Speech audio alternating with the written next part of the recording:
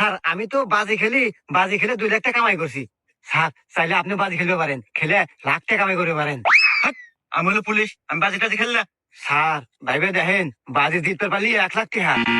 হ্যাঁ, 1 লাখ টাকা? শালা চাকরি পাইলে 8,000 টাকা মাসে। আচ্ছা ক কি বাজি? স্যার কালকে এই জায়গাতে আমি আইসা আপনার গাড়ি একটা চোয়ার মারমু, চোয়ার মারার পর আপনার শরীর পুরো লাল হয়ে যাবো। আর যদি লাল না হয় তাহলে আপনি 1 লাখ টাকা জিতবেন। হ্যাঁ? আচ্ছা ঠিক আছে, যা আমি বাজি ধরলাম, যা।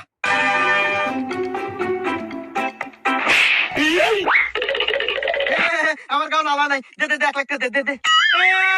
লস হয়ে গেল, লস হয়ে গেল। আর কি হচ্ছে কান দিকে?